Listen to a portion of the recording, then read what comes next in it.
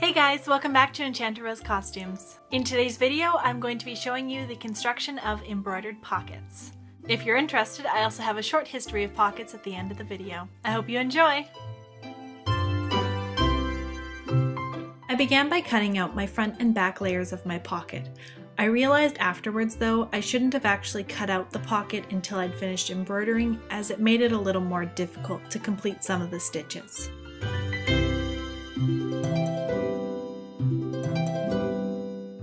Something that I forgot to film is that I also cut out a third layer for the interior of the pocket to go against the embroidery. This way the embroidery is protected on the inside from anything that might snag it. I transferred the embroidery pattern to the front layer of the pocket using a heat-sensitive pen, and through the magic of editing, the embroidery is finished. I pinned the lining layer to the wrong side of the front of the pocket, then stitched down the slash and around the pocket to secure it in place.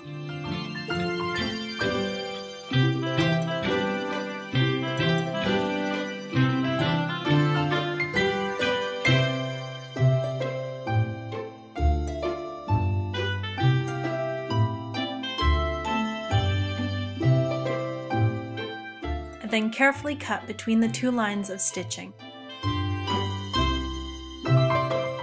Using a custom-made 1/4-inch bias tape sewed around the newly made slash.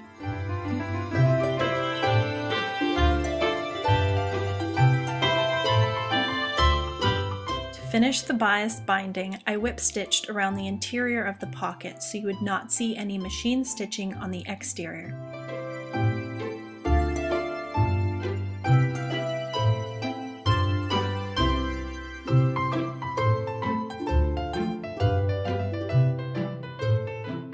The pocket opening complete, I pinned the wrong sides of the pocket together, making sure to match up all the edges.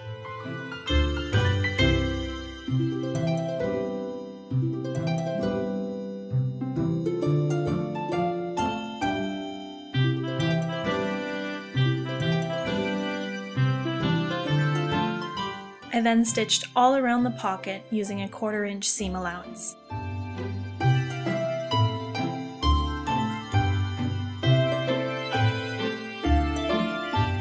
And finish the edge of the pocket by binding it with my bias tape.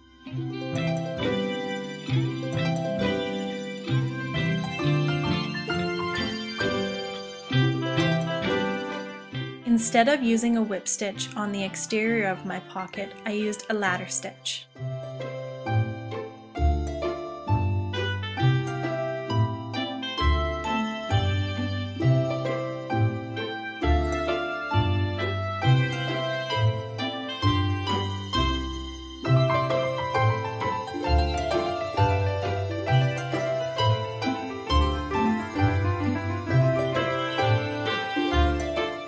I cut a 2-inch by 6-inch strip to bind the top of my pockets, and attached it using a 1/4-inch seam allowance.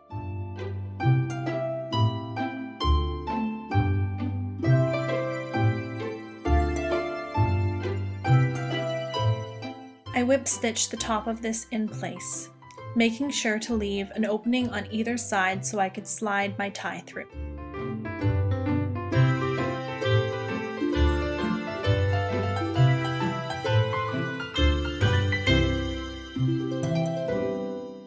You could sew your tie to the pocket, but I decided to leave mine so it was adjustable.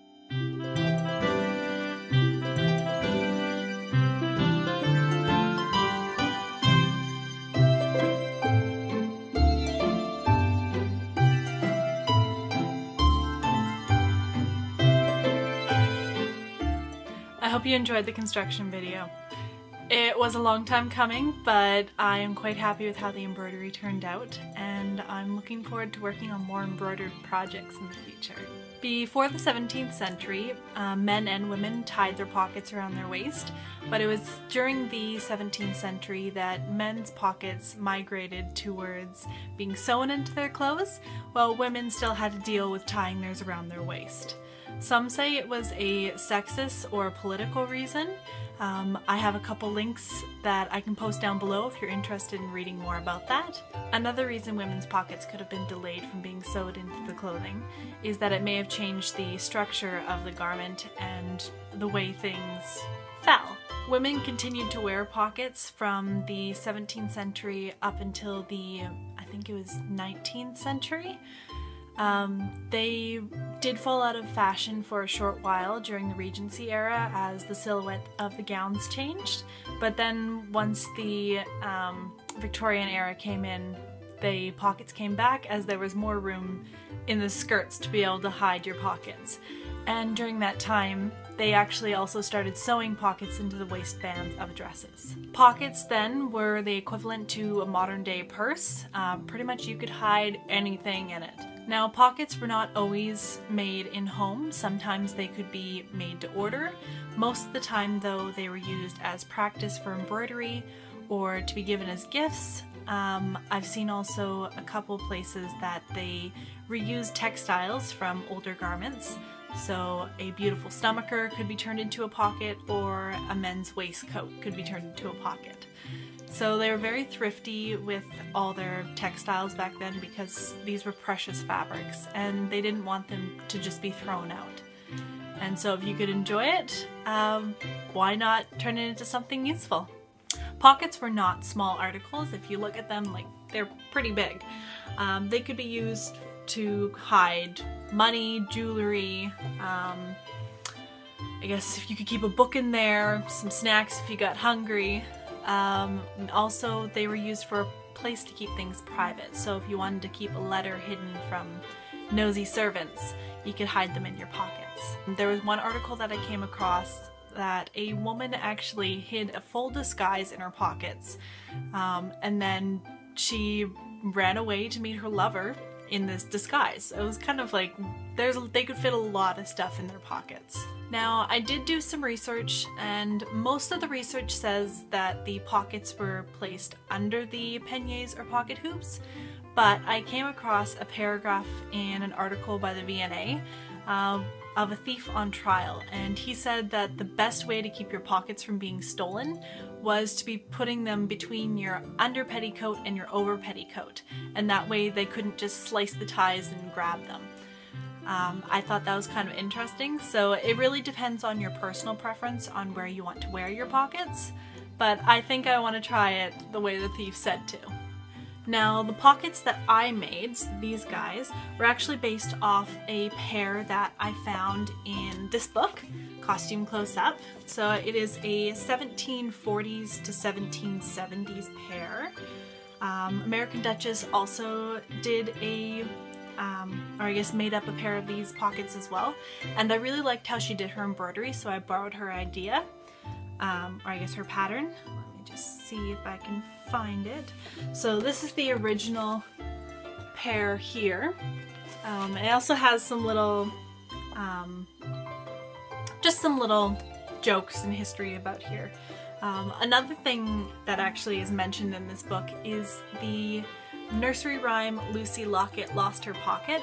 Now, I don't know if you guys are familiar with it, but the rhyme goes, Lucy Locket lost her pocket, Kitty Fisher found it, not a penny was there in it, just the ribbon round it. After doing some research, I actually found out that Lucy Locket, or Lucy and Kitty, they were two historical ladies in the mid 1800s. Lucy was a poor barmaid who had a male lover on the side. She kept him around as her pocket until he ran out of money, and then she got rid of him. On the other side, Kitty Fisher, or Catherine Marie Fisher, was a very well-off courtesan at the time, and she took in the scorned lover. I don't know why she did, because obviously he didn't have any money anymore as he'd spent it all on Lucy. But anyways, word got around that Kitty had taken in Lucy's poor lover, and Lucy wasn't too happy about it. So there was a kind of drama going on between those two, and to keep people amused, they made a short rhyme about it. Something else I discovered is that the ribbon around it reference was actually something to do with prostitution. prostitutes then would tie all their money in bags around or in a ribbon around their leg. And so it's just kind of reference to that. If you want to read more about those two ladies, I'll post some links down below about some articles I found about them that are kind of funny. Well, I hope you enjoyed the short history of the pocket. If you do want more information, I will post the articles that I found. Until next time, I hope you all have a lovely day, and I'll see you in the new year. Bye!